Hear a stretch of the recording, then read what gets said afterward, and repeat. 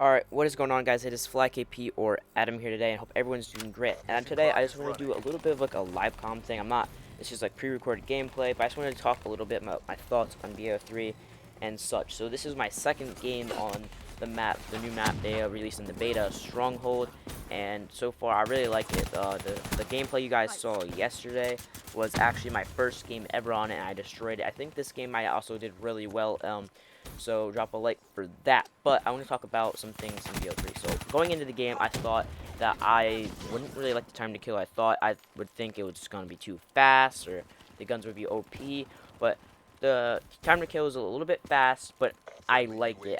It's a little bit faster than BO2, but it's not like Ghost. Ghost, it's just stupid how fast you can just melt people, and it just like was really not really good for comp. But I think this game is going to be very, very good for comp. There's guns that are better than others, but in my opinion, it's kind of on how you play. So I'm talking about some guns like the Man of War has really like very strong damage output, but has a slower fire rate. So if you can, the way you're playing, if you can play, maybe on range and you can shoot, you have to have good aim with that gun. You can like knock people out in like 3 bullets or 4 or 5, bullets with that good aim, not miss shots, and you can definitely destroy people with it. But then there's guns like the Weevil, which I actually really like the P90. It's more like also like the PDW, where it's less damage, shoots a little bit faster, and has a big magazine. I feel like that's going to be a gun that's looked down on a lot, but I did really good with it. I actually really like it. I'm not sure if I consider it a competitive gun. So far, what I'm thinking competitive guns would be like the Kuda, probably the Man of War, maybe the Razorback as well. I don't think the HVK. The HVK is fun to use, but I don't know. It depends. Like, I feel like the guns are like really, like I said, just based on how you play and how you're gonna use them. Like I said, I really like the guns, and I really like how the gun balance is so far, and I like the movement system. It's going to create a very dynamic play style in competitive Call of Duty here, because you're going to have people wall running, you're going to have people like coming up to defuse a bomb, and they start getting shot at, and then they're going to glitch back, and then it's just gonna be, all different dynamics and all that, and I can't wait for it. It's going to be so fun. But I just want to talk about this map as well.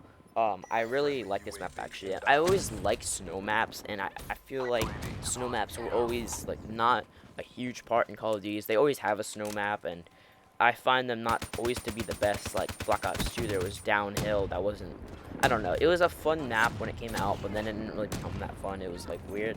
But and then in AW they had I think they had a couple snow maps. They had the one where the avalanche came down. I forget what that one was called and stuff. But this one's a snow map as well, and I actually really like it. I always thought, the maps would always be something like, just in a forest or some stuff like that.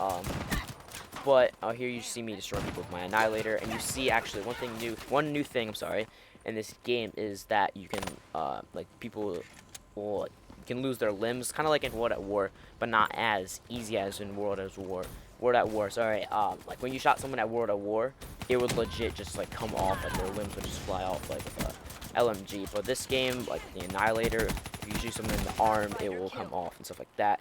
More on like a more realistic stage, I think, or state. I'm sorry, but back to what I was saying about the maps.